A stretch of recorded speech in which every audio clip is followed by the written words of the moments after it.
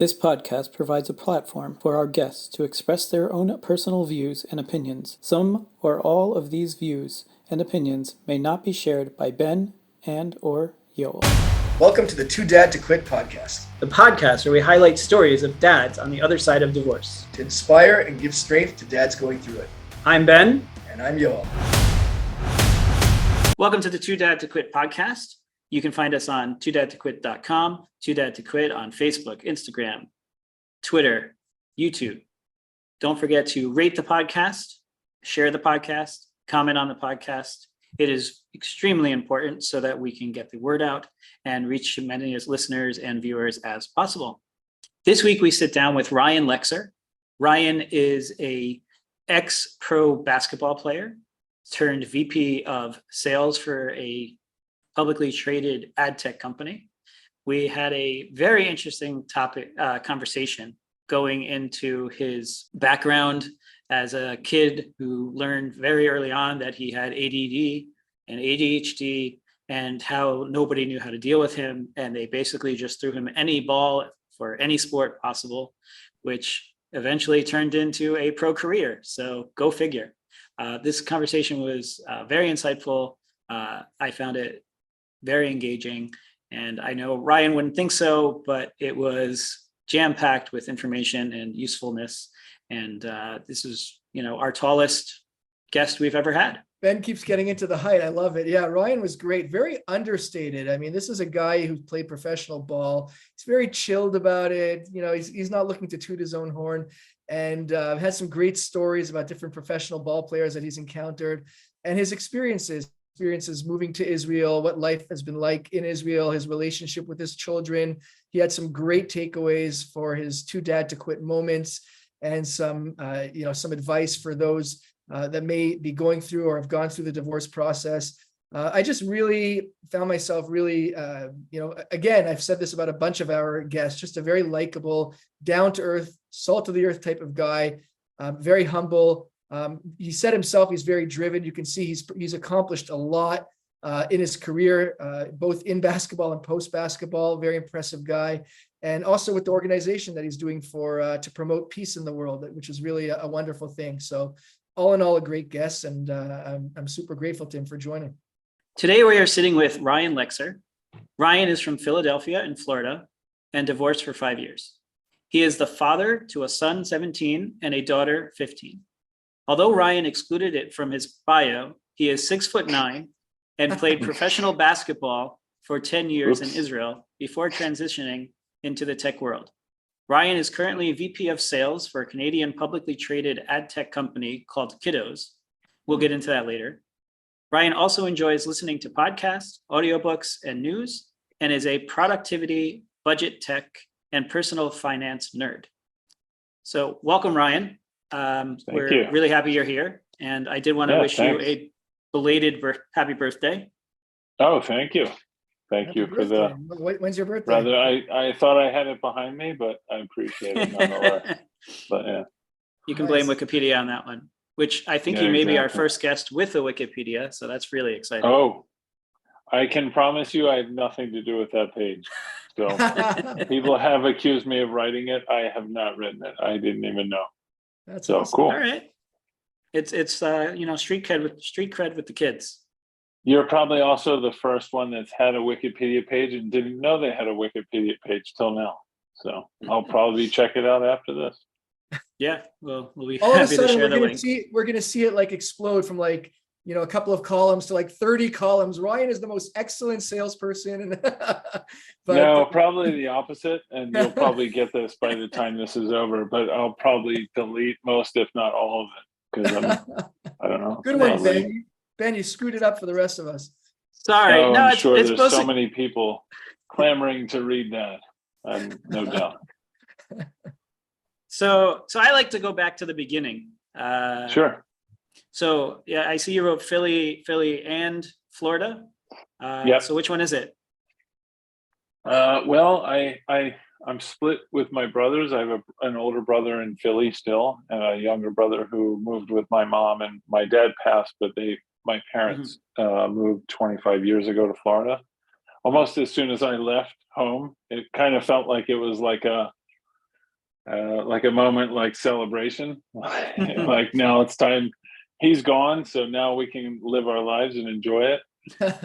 What number But kid are yeah, you? I'd say Florida probably. Like if I go back, it's probably going to go back to Florida. Got it. And you're the oldest? I'm the middle.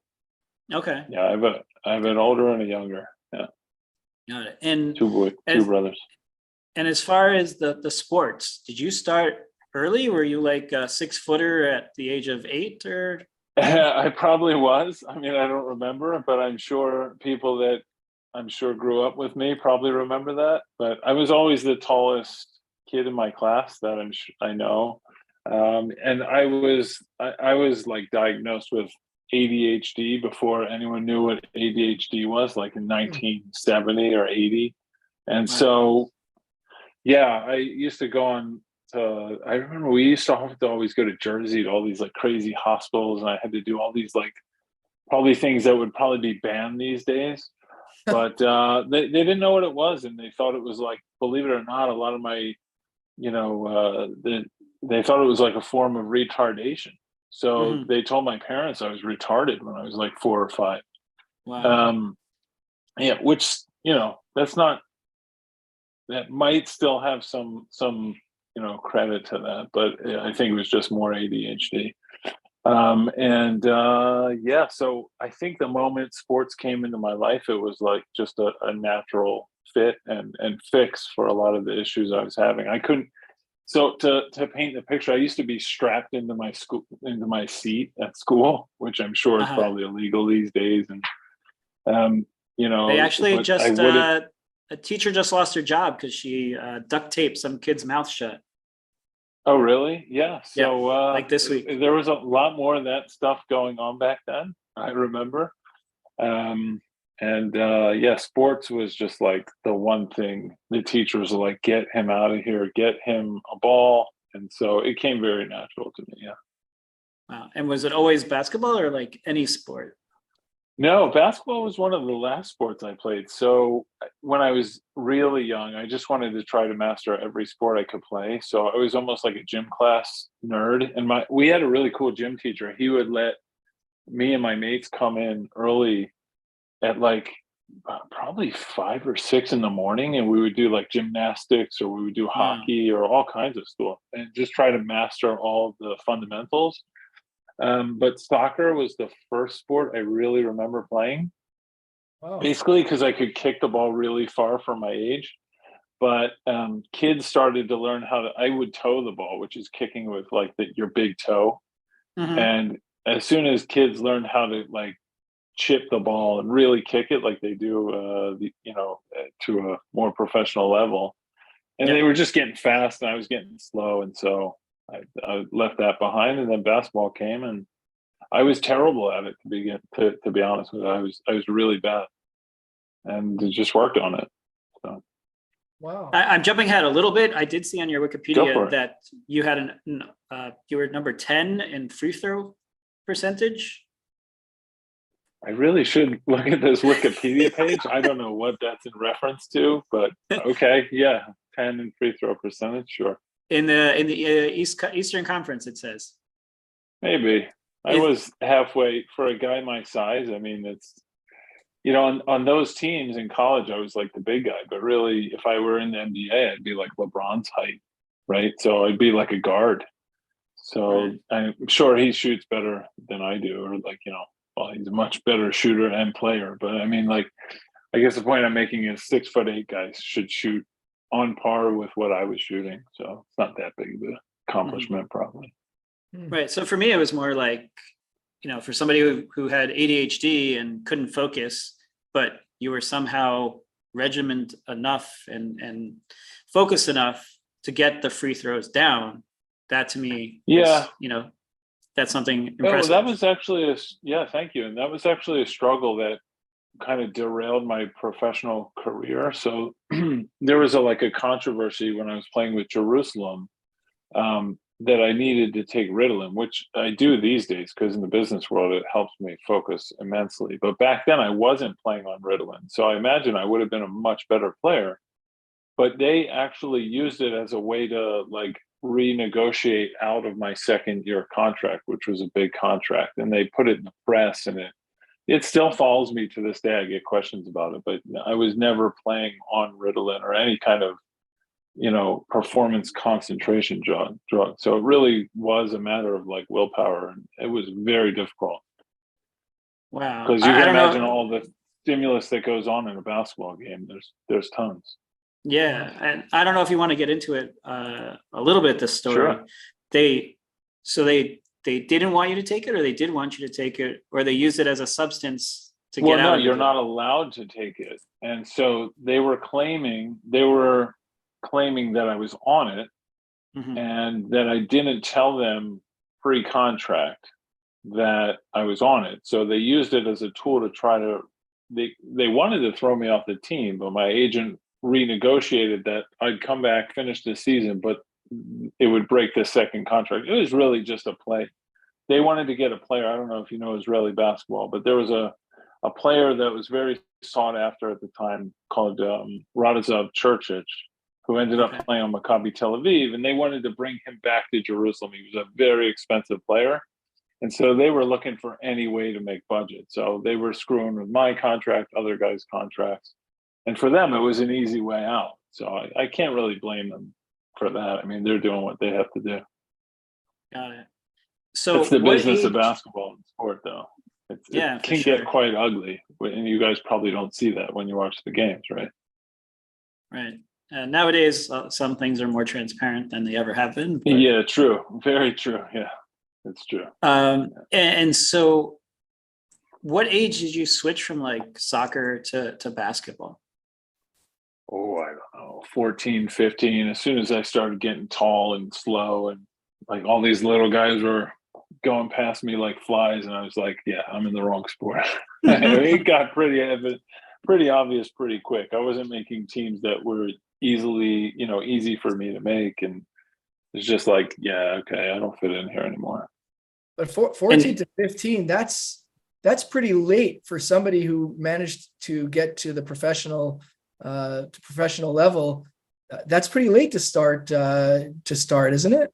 I mean, not start, you were Well, playing I was before, playing but to start, basketball before. yeah, but Yeah. taking it more seriously. I mean, isn't that late compared to others?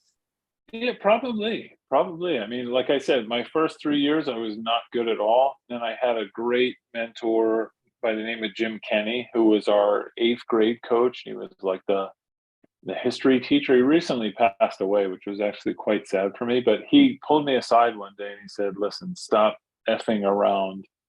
Like, I was a goofball. I didn't take it seriously. I was into other things, and I was a troubled kid with ADHD. I was like failing a lot. So he said, listen, I believe in you. Like, I can see you in the newspapers. I can see you have talent. And if you would just give a shit, then, I could see you being a big player and going on to college and getting a scholarship. And he just lit a fire in me. That was it from that day on. I came back the next season and I was like, who the heck is this guy? Wow. So Just that from was that one, Worked my butt off. one talk. Like, was Yeah. it, that's amazing. It's the power of teachers, right? I went to school to be an educator because I wanted to have that same kind of influence that he had, and just like some of my coaches had on me and stuff. And so it's clearly something I can look back on and remember the exact moment. I remember the smell of the gym and Wow. just him pulling me aside and like, when are you going to take this serious? Like, because no one believed in me. No one. Yeah. Everyone treated me like I was a failing goofball, and I was. And so he said, listen, I believe in you, and I think you have potential. If you believe in yourself, I could see myself reading about you in the newspaper. That was the line he said. And I was like, wow, I could be in the newspaper. I never thought of that.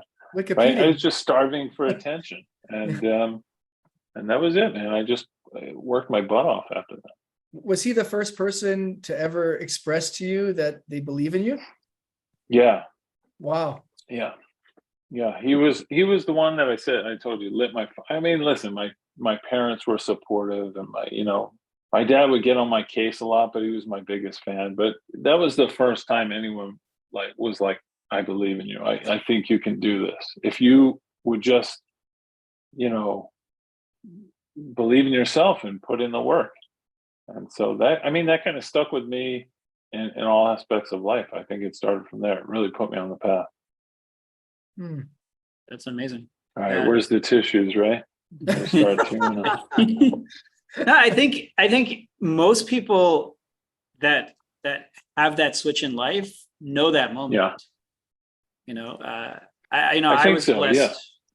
I was blessed with finding those people along the way. But all it takes is one conversation, and like, wait a minute, I could do what? And oh, I want that. You know, a lot of people, you know, they don't. You know, I'm learning. A lot of people reach out to me because of the podcast and because of other things that I'm doing, and I'm realizing, you know, not everybody has supportive parents. Like me growing up, whatever I wanted to do, my mother was like, all right, we'll figure out how to do it, even though she had no money, and it was just me and her, and my brothers are off in college, and my dad wasn't really around and definitely not paying for anything.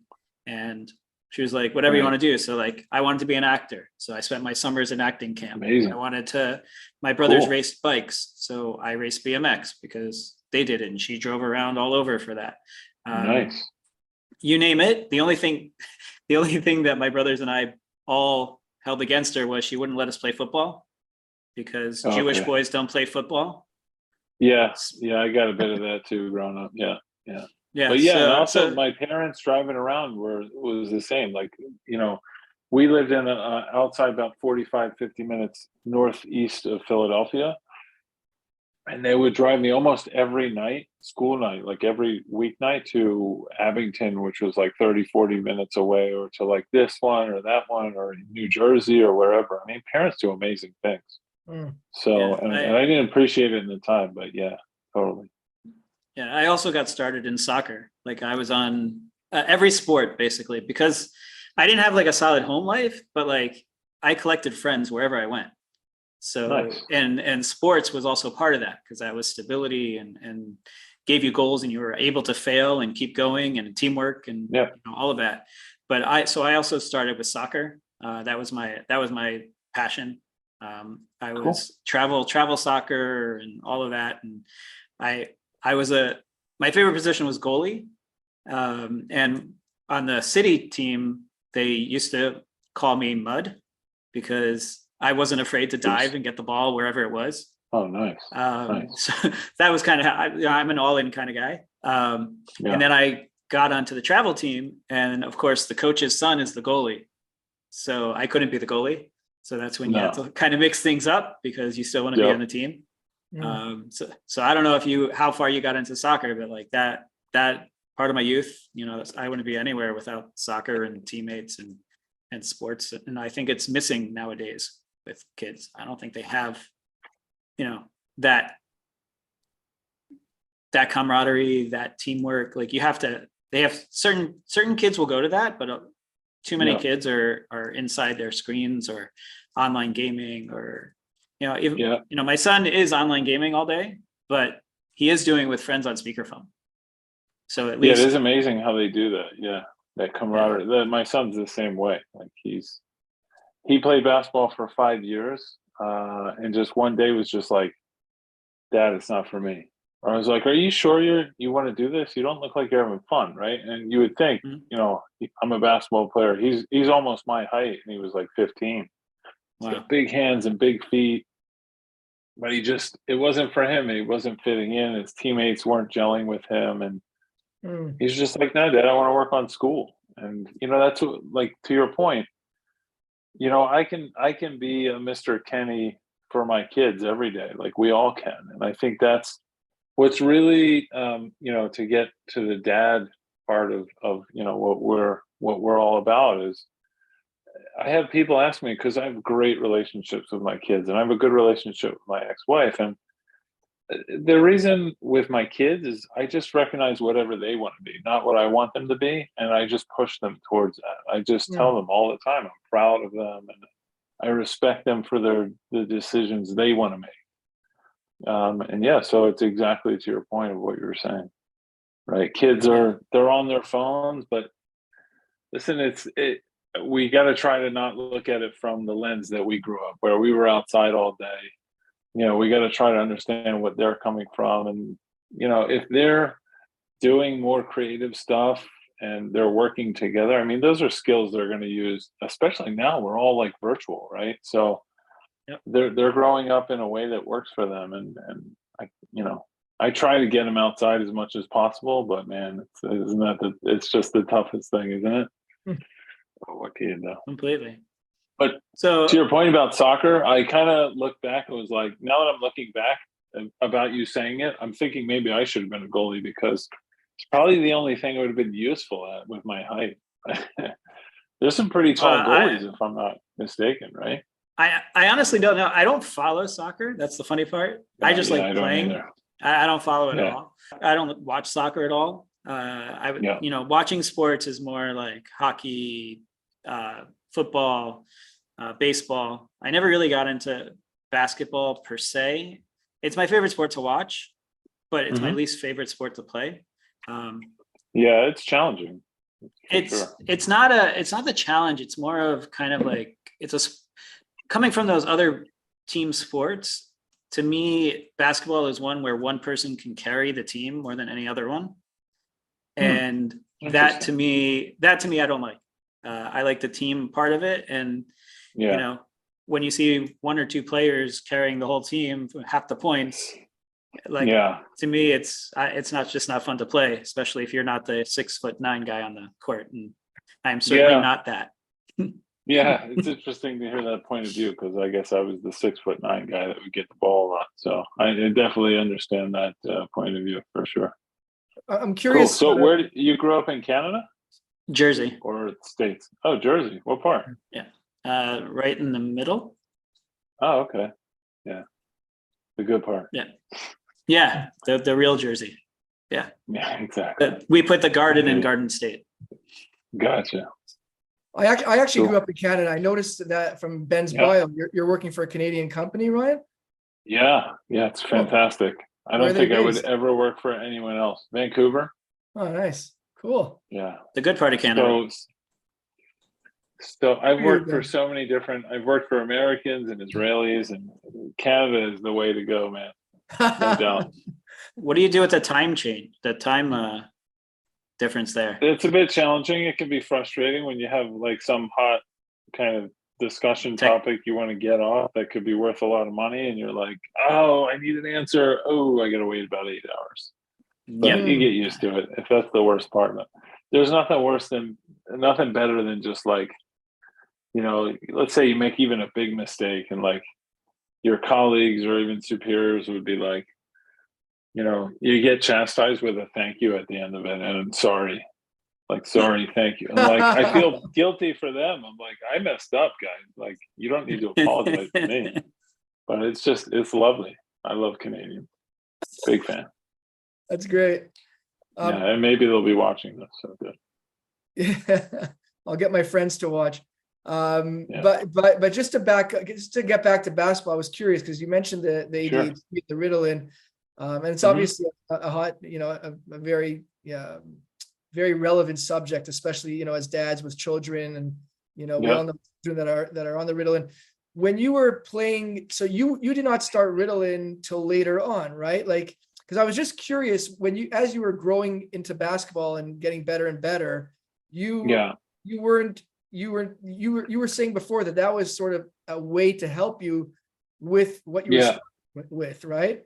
But when you got to the professional level, you mentioned that you had maybe more stimulation or whatnot, that it became more of a challenge. Am I getting that right? So I'm just curious what the concept is. So really good question. When I was a kid, I was on it. My mom started, I don't even think it was available right away, but I don't know, probably would say, I'm thinking late elementary school, I started taking it.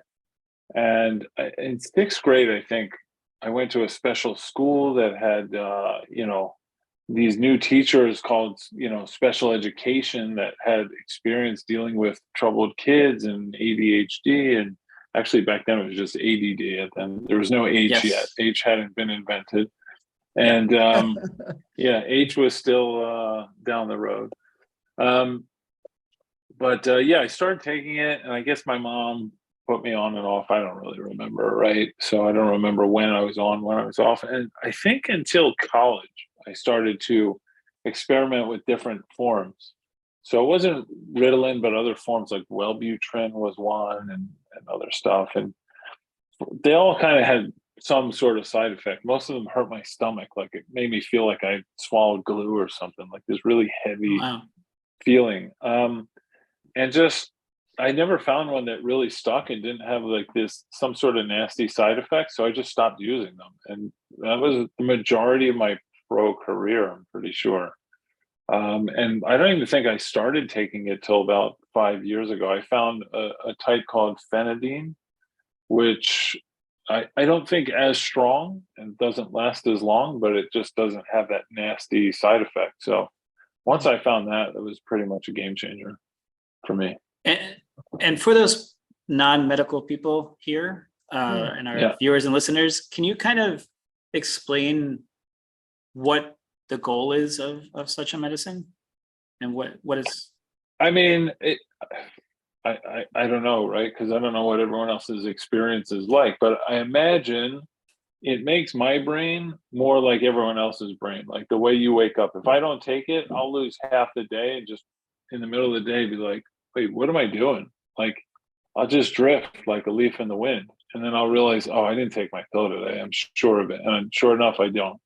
So it just, I mean, it makes me normal, right? Which makes me effective because if I'm normal, the skills I have in the workplace are focused and I can use them to, good things for the company.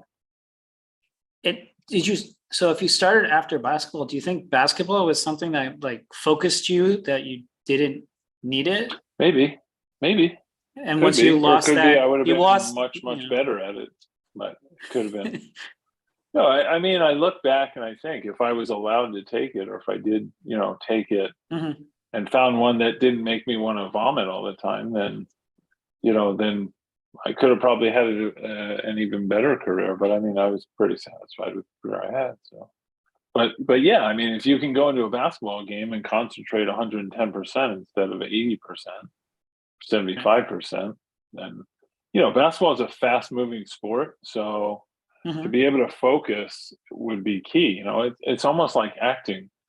You probably don't see it as much when you watch, but it's very much almost scripted. Like there's plays and you have to be in a certain spot at a certain time, and it's rehearsed and rehearsed and rehearsed and rehearsed. Yeah.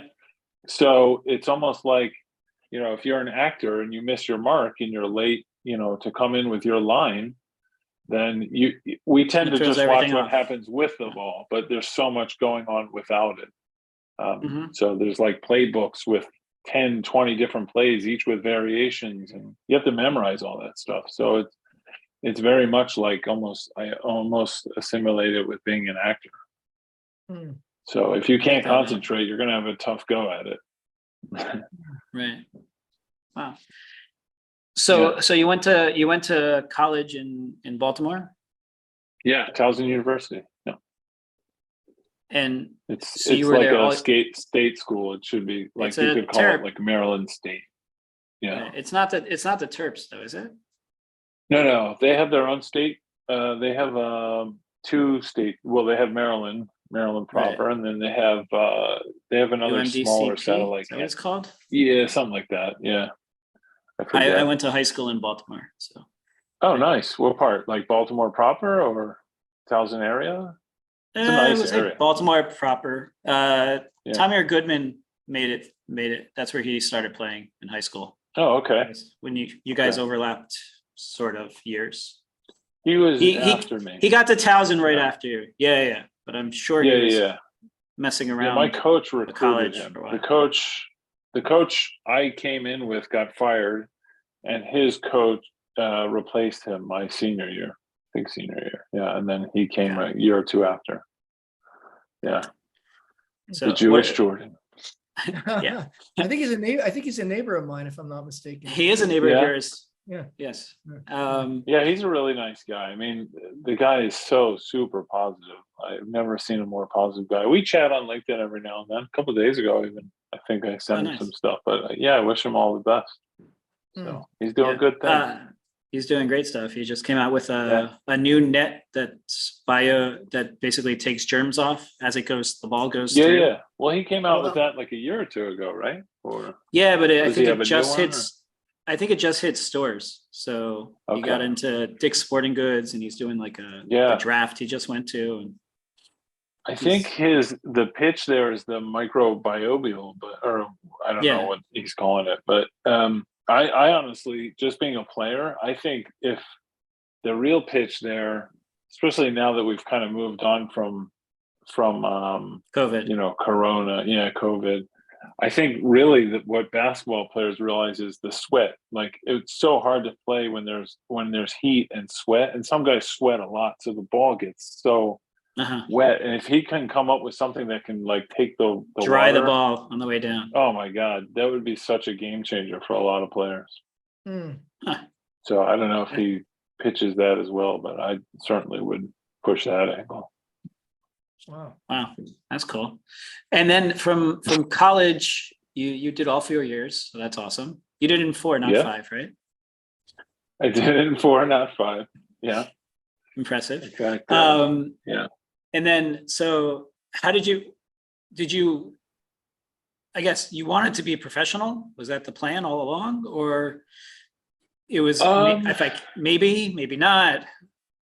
Yeah, I mean, I went to school thinking I was going to be a teacher or like a sports coach, like the training coach. I vaguely remember going to school, and I remember I kind of switched out of that to get a degree in like exercise science. I was going to start being a trainer. We had a guy when I was in high school. Our strength coach was a guy by the name of Greg.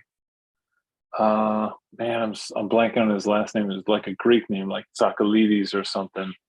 And he was the strength coach for the Jets. He bought out Pat Croce's gym. Like he had a rehabilitation gym and became like where our school was, in the town where our school was. And he just took on our team almost like as a goodwill project. So we were like, my high school team was training with like these New York Jets Pro Bowl guys. It was awesome. That's like cool. Alex Foley, the quarterback, and these big, huge guys were working out with us. It was so fun. And he was a cool guy, and he drove a Corvette. I was like, I want to be that guy. So that's kind of where I was leaning. But yeah, basketball was like, I believe it or not, I had a call. The first time I really thought about it was my coach at the time knew Tal Brody. And he arranged for me to have a call with Tal Brody like my sophomore or junior year. And I was just like, hey, how's it going? Actually, someone introduced me to Tal Brody, a friend of my dad, when I was 16 from Trenton. I'm in this guy's basement and I'm making a call to Tal Brody in Israel when I was 16. And Tal was like, yeah, come on over, keep working hard. You know, the stuff you say to a 16-year-old. Yeah. And then I had a follow-up call. I don't know if Tal knew it was me the same, like he didn't make the connection, but he was like, yeah, keep working hard. And, there's this thing called the Maccabee Games. You might want to try out for it and come play in Israel. And so I was like, yeah, maybe, why not? So I ended up trying out. I made the team. The rest was history. How old are you when you joined the Maccabee? And Maccabee Games is basically the Jewish Olympics. Is that fair? Yeah, Jewish Olympics. And I was, I don't remember. It was 2000 and first one was 2000. Wait, no, sorry. So 2001 I played in 97. So 97 I was probably a junior in college. Yeah, something like that. So around the same time he called. He was like, listen, there's tryouts probably in the summer, so try out. And that was basically the coach was Herb Brown's brother. I'm sorry, not Herb Brown was the coach. His brother was the famous coach, Dale Brown. Is it Dale Brown? Larry Brown? Remember, was it Larry? Sorry? Brown? Not Larry Brown. Larry Brown. Larry Brown. Yeah. I'm getting way old, man. I'm getting so old. I'm just losing it. You're seeing my brain deteriorate on the podcast. But yeah, so his brother was the coach, and he was a great guy. And yeah, I made the team and came to Israel, and there were scouts there. And actually, my teammate who didn't make the team, he went to play for this team called Hulon, and he recommended me to the coach for the next season. And he was like, I was actually, I had a job getting ready to be like a personal trainer with this like fitness studio. And I got a call from them, and he was like, yeah, your ex-teammate, Dave Sternlight, said you should come try out. And in like 3 days, I was on a plane heading for Israel. I was like, all right, yeah, sure. Beats being a personal trainer. That's awesome. And that was it. I just jumped on a plane. It was cool. And there was no NBA scouts or any, that wasn't even a path. This one just dropped out of nowhere. Yeah. So it was just, I got a phone call on my answering machine at my mom's house. It was like, hey man, it's Dave. I got you a tryout with this team called Hula. Come on. Cause no one was calling, right? I finished school. Right. And no one was calling. I had worked out with like NBA guys and like the Philly circuit I grew up in, really great basketball players, but no one was calling. So I was getting ready to work, and he just left me a message like, "Get on a plane, man. I got you a potential gig." I was on that plane, and like it was a Friday. Like I was like on a Friday night. Wow. And what was your parents' reaction to that? Get on that plane. And so we can move to Florida. Yeah. Get out of here already. We've dealt with you enough for 18 years. Get out of our hair. And you were living at home at that very time? Supportive. Yeah. I was in Philly. Can't remember who else was there of my brothers. Maybe they moved out, maybe not. But yeah, they were like, everyone's like, get on the plane, man. When else are you going to get this opportunity? Wow. So if I knew I'd be stuck here for the next 25 years, I might have like thought a little bit more about it. But I was going to ask you about that. Sure. So, I mean, I was curious too, to know, which players. You said you worked out with some NBA players, like who you came across. I was curious to ask you about that before we do. Anybody that we would know that you came across, and, any stories or like impressions or. Yeah, a lot of great. The two stories I always tell that to impress people, for lack of better words, because they know them. So the one is I basically grew up playing with Rasheed Wallace. He was like the big kid on the block, and my mom has this great story that he taught me how to dunk, because we used to play in this like youth center league on Saturdays. Like I said, my mom would schlep me all over Philadelphia, and my dad, and he would just be this like 14-year-old off to the side there dunking with his friend, who was another great player called Tyrone Weeks, and he went to UMass. He was a big time player, but didn't make the NBA. And they're over there dunking, and my mom, being the Jewish mom, goes up to him and she's like, "Can you teach my son how to dunk?" And I'm like, "Oh my God, this isn't happening." And they were both really cool. They were just like, Rasheed Wallace, who can jump out of the gym, is teaching me, this white guy that can almost jump, not bad for a white guy, but they're like, you just lift your knees, you just go like this. And he's done, stands up and just crushes it. And I'm just like, oh, is that all you have to do? I need like a runway to like even come near the rim. But, that was the first time I think I rattled one home, and they were like high-fiving me. So it was a nice memory.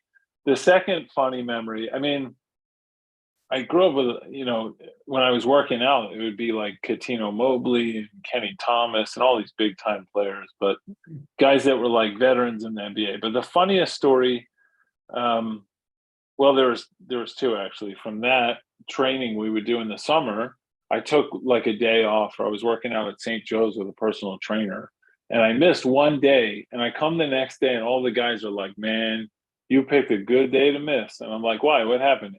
So AI came. Allen Iverson came to work out the day I didn't come. Yeah. So there's that funny story. Man.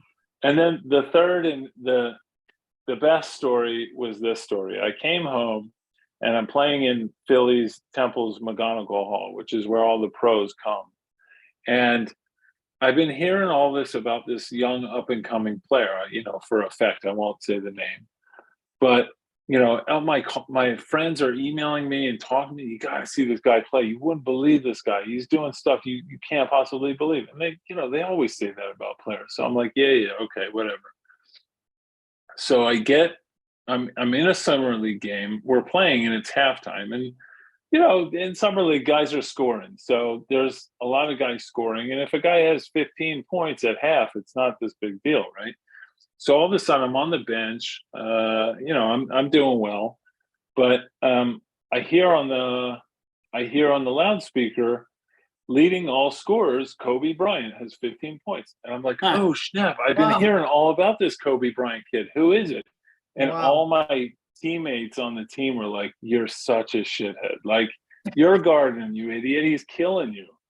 Like, oh, that's Kobe Bryant? Like, because, this was like almost before internet, really. It was like the first couple of years, there was no Sports Center. There's no, I don't know what he looks like. No YouTube. No, nothing. So I just, been getting emails. There's this Kobe Bryant kid. You got to see him play. He plays for Lower Merion. He's amazing and blah, blah, blah. He's dunking this and doing that. So I figured sooner or later I'll see him play. But that was he gave me that crossover, totally shook me out of my shoes. And everyone loves to remind me of it. But I grew up with guys like Alvin Williams. And we grew up playing. He was the starting point guard for the Toronto Raptors. Yeah, how can I forget? But we grew up playing in summers on a court together. So good times. I grew up with some good players, so I was very lucky. Yeah, you grew up. Philly's the spot. Yeah, it is. There's some really, even you just go to a local. You got these big Irish street courts, and like at a Catholic school, and they'll break your fingers, but man, they can go. So, are you a sports fan today though? And not just basketball, like hockey and football? I really am not. Interesting. It's weird for me. Basketball is just a way to achieve. I'm a very, I don't know, I guess I'm a very results-oriented person. So for me, it was a way to get to college, and it was a way for me to get in the newspaper, and then it was a way for me to get to Israel or play basketball and get paid for it. And so, I still follow basketball, but I don't watch games. I watch the highlights and stuff.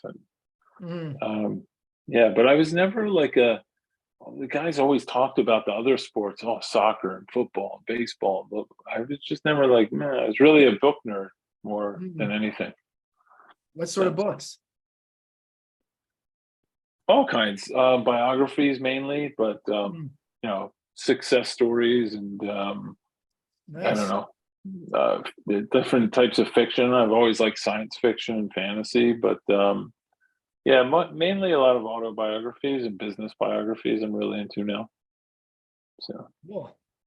Wow. Yeah. Tell us a bit about tell us a bit about what you do, what you do for if you're open to talking about it, what you do for the company. Yeah, sure. Your role in the business world. Speaking of business books. Yeah. So Kiddos is a family mobile ad network. We're an ad tech company, and we have a very, very large network that reaches over 1 billion parents, teens, and kids. And basically what we try to do is connect those audiences with, the most relevant ads that are safe and that are not collecting data and are, when I first came into the business, it was very common for a kid to get something for J-Date or something for e-cigarettes or something like this. So our mission was basically to, make sure it's Lego and Disney and stuff that kids used to grow up watching on the TV, right? Yeah. And so that's primarily what we do, and it's. I think we did about 15 million in sales last year, and growing about 25 to 50% year over year. And so, my role is building up. Yeah, go ahead. It's only mobile. Yeah, it's all apps. So our tech sits in apps.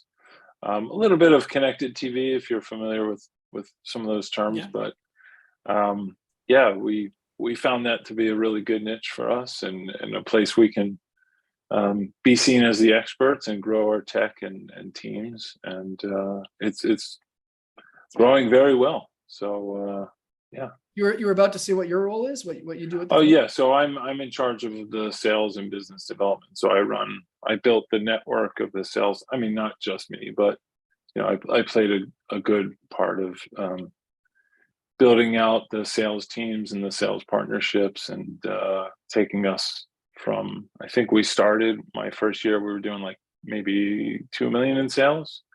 So, and that was like Wow. 6 years ago. That's great growth. That's amazing.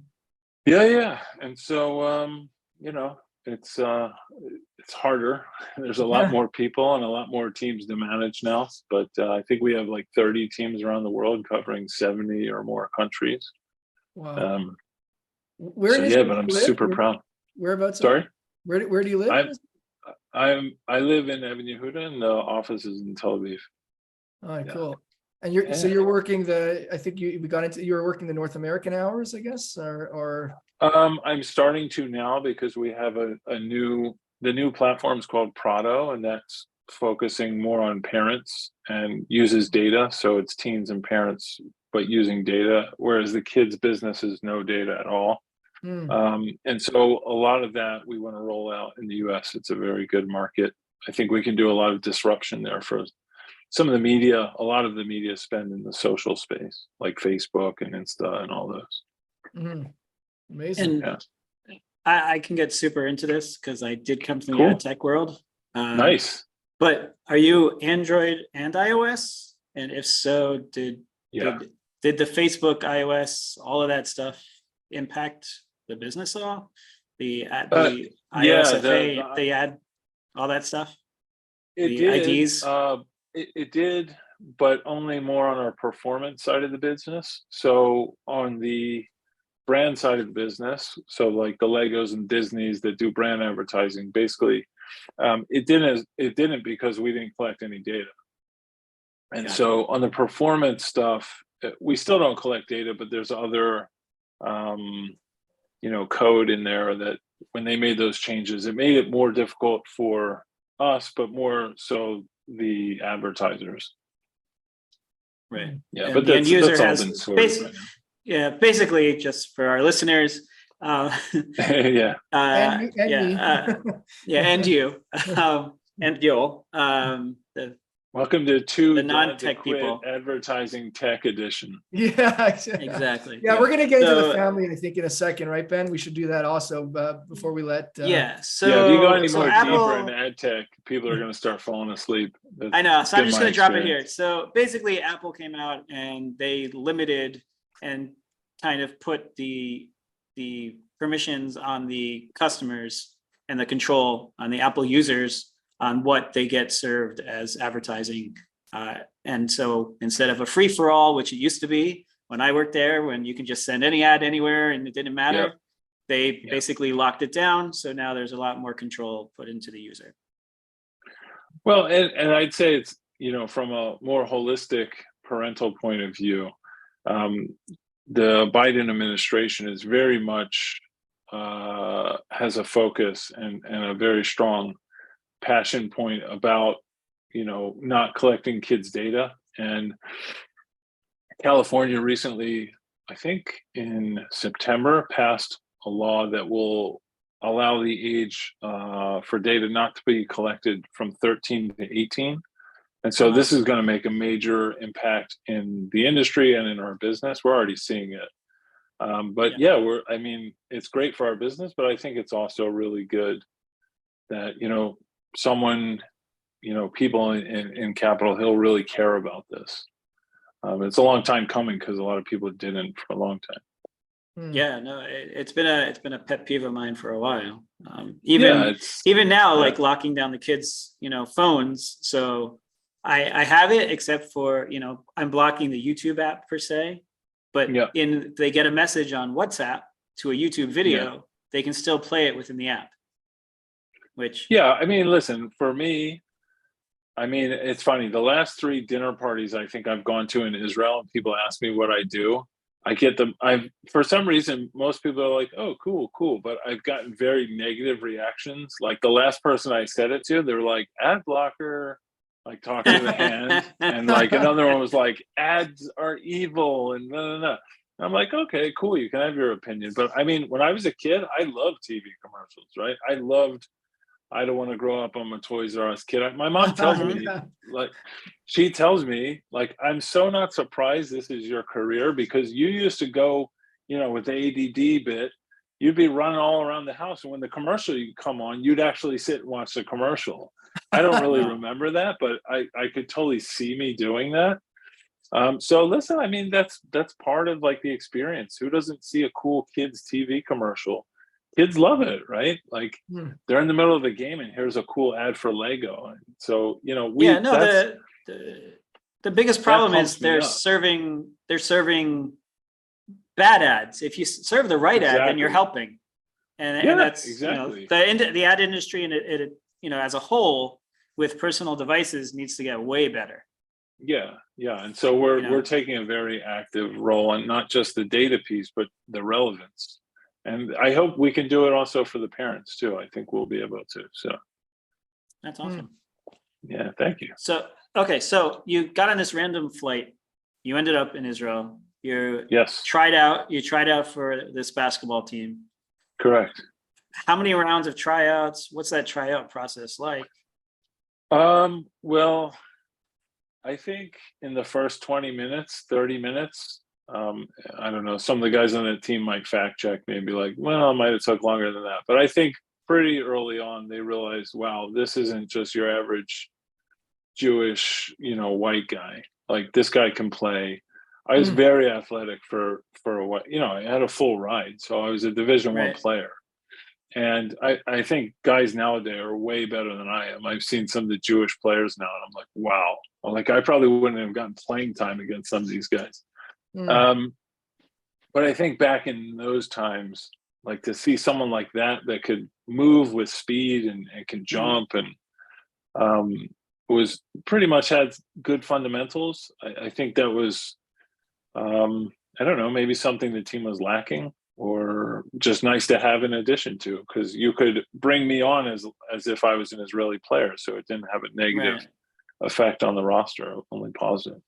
And did you have an agent? Like, how did I did. Yeah. you did have an agent? Okay. Yeah. I want to think, yes, he picked me up at the airport actually. So that was all done before. I couldn't remember if it was before or during or after, but yeah, it was before. You have to lock all that down before you come.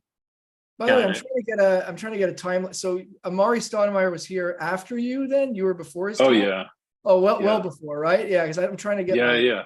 my facts straight. Okay, yeah. He Yeah, was I mean, another. he looks super young, right? But no, I think he's actually, how old is he? He's probably the same age, right? No, He's I don't around. know.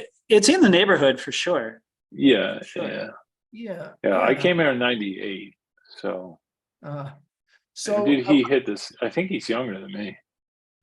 yeah, I don't know his age, but Ben Yeah. Ben can Wikipedia it. I think he has. He's also on our dream list of guests. He's on our dream so. list. I've met him a few times. I mean, he would probably recognize me, but I haven't seen him since we started. Well, the talk to your neighbor. Tamir's a yeah, good friend talk of to- his. I mean, Yeah. yeah. Yeah, But I never anyway, met him actually. yeah. But I wanted to, because we're getting close to an hour in, and want to let you go, but I wanted to get a bit Sure. into your family life. If you in terms of, so I assume you met your then wife here in Israel, obviously, right? Yep. 'Cause yeah, okay, got it. At a basketball party for the Oh, really? kickoff of the season, believe it or not. Yeah, Wow. in Ramat Gan. Yeah. Wow. And I saw her dancing, and I said to my mate, who's now like a Hollywood director guy, but at the Oh, time really? he was just What's his like this name? I'm a big nerdy movie guy. I gotta get the name on that. Who's that? Raphael Marmor. He's actually a very well-known documentary maker. Really? Yeah. How do you spell his last Yeah, name? he married, his wife is Will Ferrell. Will Ferrell, the funny one. Yeah. Yeah. Okay. Yeah, he's like, I think she's his like production partner. Wow. Huh. So yeah, he was in my hoopah. He's a great guy. Wow. But yeah, he's a big Hollywood guy now. But back then he was like this nerdy little Jewish guy. from New York. And I was at a club with him, and I said, I gotta go talk to that. And I was gonna leave, and I said, he's like, yeah, let's go. I was like, wait, man, I gotta go talk to this one. This one, she's just stunning. She stood out. And my ex-wife always laughs at like how I approach her. She was basically facing the bar, and I tapped her, and I was like, hey, do you want to go out, man? I had these like round John Lennon type glasses, and I was wearing this really button down kind of typical plaid shirt that Americans wear. And she said, I just look like such a nerd. Well, wait, So, is she American or Israeli? no, she's Israeli from Netanya. Wow. Yeah, Netanyatit. Yeah. But wait, you picked her up in English or Hebrew? How is Oh it? yeah. I didn't know anything. That was like an ongoing joke for our first couple of years. Like she taught me like almost anything beyond shalom was to her credit for sure. Wait, what did you speak to your kid? I didn't even know lo naim meant. I remember that was a joke. Like I remember early on there was a joke like lo naim meant, and I was like, what does that mean? So I didn't even know what like lo naim means. That's hilarious. Wait, and you guys spoke to your kids, I mean, now I guess you speak to them in English, obviously, but did they speak to their mom in Hebrew, or do they still speak to them? Yeah, they still speak in Hebrew. When they're with me, they speak to each other in Hebrew, and it drives me crazy. But secret language. Yeah, whatever. That's what they're comfortable with, and I know enough now to know what they're saying. So when they're saying "shtuyot," I tell them to knock it off. That's amazing. Nice. So they're more Sabra, they're more Israeli than American. Having been born here, obviously, and having an Israeli mom. I don't know. They're probably half and half. I mean, really? I took them to the States. They met their cousins. They met their uncles, and we chat all the time with our family back there. And listen, they grew up on YouTube. It's very hard to not be kind of influenced by Americans and those influencers on YouTube and TikTok. So. My son with his gaming, and he loves like wrestling videos and stuff. I don't know why wrestling, but he loves it. And my daughter is into like, she's actually a singer. She's quite good. Oh, wow. Yeah. And she's into like fashion and all singers and all that kind of cool stuff. That's awesome. Did you what was it? Do they think it's cool that you were a professional ball player? If they do, they probably won't tell me, but no, I'm sure they do. Yeah, I'm sure they were. It's not like you were still playing when they were little. Like, hey, your dad was a professional. Actually, I probably do more than I should, but I don't really go around parading it. But you were playing while some of them were little. No, I not really. I think I finished in 2013, so my youngest would have been. She was in 2008, so she would have been 5. My son would have been 7, and by that time they don't remember. No, it would have been like watching a dead horse. I mean, I wouldn't even let them come to those games. I'm sure. Yeah, I was in the 3rd division at that time. I'm curious because you mentioned, Ryan, about you made a comment before. I wanted to ask you about it, so I remember, just about you never thought that you would be here, 25 years later, right? You said something about. And you work for a Canadian company. Do you see yourself, moving back at some point in the future, or is this not absolutely? Absolutely. Yeah. Why is that? Aside from the career, aside from career. I love Israel, but I always struggled with the language. I'm not as fluent as I should be after 25 years, that's for sure. And I don't know, it's just lonelier here if you don't really get the language down. It's difficult. I feel guilty making people speak English, and I work a lot, so I'm not really a super friendly guy. I'm a very driven guy. So I'm not really frivolous with my free time. Not that having friends and doing cool stuff is frivolous, but I'm just like, I'm too focused and whatever. But I don't know. I miss my brothers, and I miss his kids, and I miss growing. I miss Florida. I always love being there, and I miss my mom. She's 75, so I kind of want to spend. I missed my father in his last years, and there's a guilt I hold about that. Wow. And I don't know. I got to a point where I can live in both countries, so why not? Why stay in one place? That's what I was going to ask you. Like, in terms of your children, obviously they're already 15 and 17. Yeah. Is that a discussion you've had with them? And, how do you think Oh how do you man, think they would feel about it? my ex-wife is convinced that I'm like brainwashing them about Florida or about the States. Right. And I'm like, you can thank YouTube for that. Like, I have very little to do with that, but they're always like, I can't wait. I'm going to this one. I'm going to Florida. I'm going to New York. I'm going to study here. I'm going to do that. I'm going to Target. Yeah, exactly. On a Saturday, it would be nice. Right. I'm going to take a bus to my friend or a train or something. So, there are some constrictions here that I think my kids see past, being that I'm American and what their brothers can do and what their uncles and their cousins do on the weekends.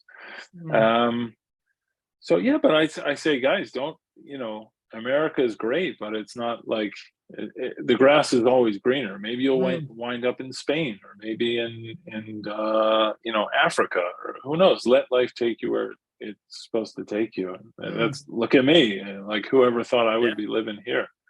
So yeah, I can say the same for me. I never thought I'd be here at the age of 43. Yeah, exactly. Yeah. But it's been a blessing, and there's been some amazing things, and I'd probably do it all over again the same. I don't think I'd change anything, but I've been a part of some unbelievable things. One of the things I'm most proud of is me and another basketball player from Yale. We started this organization called Peace Players International, which is like this big global nonprofit that brings basketball as a way to bring people together that are enemies of each other. Wow. And it's like, the Dalai Lama is associated with it, and big time people from like Steve Kerr is on our board, and like the Clintons and the Obamas, and they've all been part of it. And it's a big thing in the States. It's in like 6-7 countries, but one of their jewel projects is the Israeli project that we started. So it's Israeli and Palestinian kids, and they actually now, I'm on the board, but I'm not in the day-to-day. But like when I was doing it day-to-day, it was like, you'll never play, these kids will never play with each other. I'll never have my kids play with Jewish kids. And, I'll never have, I won't have this and I won't have that. It was just all no's. And now, I used to say, we'd go to like sneak into the West Bank and try to talk to parents and stuff. And hopefully no one's going to arrest me. Sorry. But like, I would always see like these parents are like, no way, no way, no way. But the daughters were always like, I want to play basketball. Like, I don't get to play anything. And so I used to talk to my coworkers, about like, I think there's a real potential here with the girls. And they were like, come on, man, we need to focus on boys. It's, it's our best foot forward. That's what the donors want. And today, flash forward now, the girls, Israeli and Palestinian girls, play together in Jerusalem on the same team in Israeli leagues, and they've actually won championships. Like, they're dominant. Wow. So it's like, it's an amazing accomplishment that people far smarter and better than I, put forward, like an idea that me and this other guy set in motion, another 2 guys. Good for you. That's amazing. Good for you. I'm very proud of it. Yeah.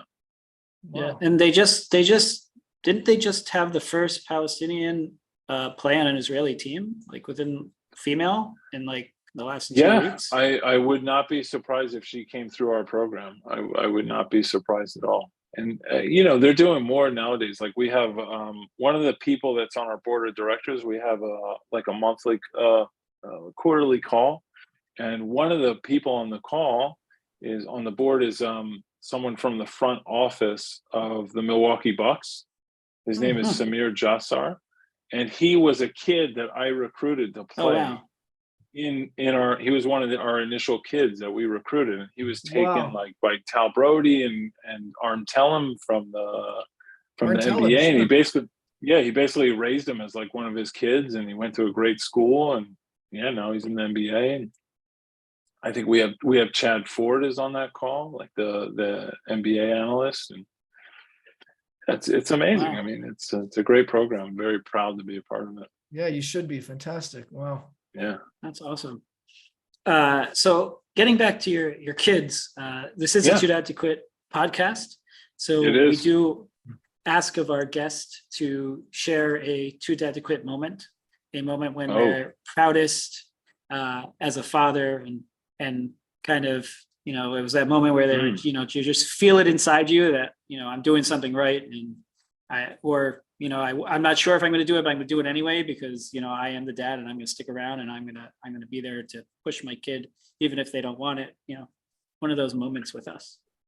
So, I don't know if this is the right context, but I would take it the other way. I mean, the two dad moment for me that I'm just proud of is, Sure. you know, the one that really stands out to me is when my son quit basketball, and just it took a lot from me because I was envisioning him being in the NBA and him buying me a nice house and, you know, all the trappings that come with that, and what would his NBA nickname be, and is he going to be the next this and that. And when he, you know, decided it wasn't for him, it took a big amount of me swallowing ego and pride and coming to the realization that, like, listen, that's your dream, it's not his, and he has to find his own path. So that was a huge two dad to something moment. And the other was my daughter. When I first started hearing her sing, and she was like off in this other room, and she was like doing, like, you know, kind of Whitney Houston type high and low, like that diva kind of, you know what I mean, like those up and down kind of things, just singing a normal hitting song. the notes. I'm just like washing dishes, like, what the f is that? Like, where did that come from? Holy cow.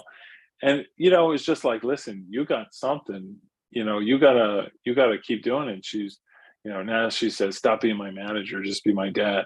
So that's probably more about what you're talking about, where I'm trying to push her and trying to realize that, oh yeah, I need to be a dad and not like a manager. It's, you know, to me, it's all the same thing. It's listening to your kids and giving them what they need rather than what you want. Yeah, exactly. So there's a little bit of both. Beautiful. Awesome. Yeah. And the last thing that we like to leave our listeners with is some advice that you would give to, you know, a dad who's thinking about, is in the process of getting divorced, or it's coming up in conversations, or, you know, we do have 20% of our listeners are female. So even, you know, speaking to, it could be a couple that's listening, some advice that, you know, being on the other side of it. So I would say that either, you know, forget about the money, forget about, I think a lot of it comes down to the money, and there's a lot of hurt involved. Regardless, you know, there's going to be hurt on either side, especially if you're not bringing on the divorce, and you need to just swallow that and just think of like the long term, almost like a business strategy. Like, what's the long term, you know, what's 5 years, 10 years look like? Where do you want to be?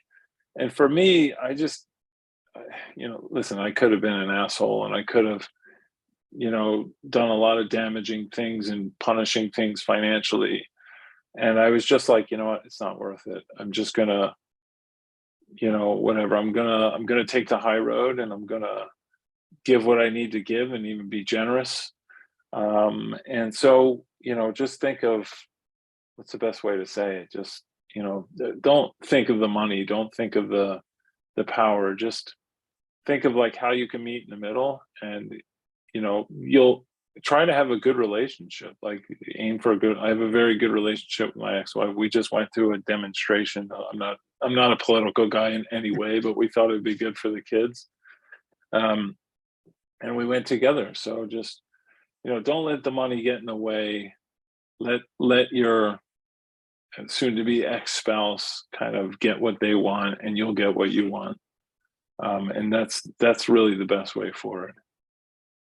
Even if it costs a lot, it costs a lot, but, you know, there's more to it than the money. So I don't know if that makes any sense, but definitely makes sense. And it's your experience, and it's your wisdom you're passing on to the listeners. So we appreciate it. Yeah. My pleasure. Yeah. And thank you so much for your time. And before we go, I just want to remind everyone, this is the Too Dad to Quit podcast. You can find us on toodadtoquit.com, Too Dad to Quit on Instagram, Facebook, YouTube. We are everywhere. please reach out to us. We do want to share your story. You don't have to be 6'9" or a basketball player. We still want to hear your story. It doesn't Definitely even help. There's no added benefit of being 6'9". I see no added benefit here. You're saying that to a bunch of 5'7" guys, but okay. Yeah. 5'8". But we want to share your story. So please reach out to us so we can get your wisdom to other people and spread the word. And we will see you next week. Thank you for listening to the Too Dad to Quit podcast. Available at toodadtoquit.com.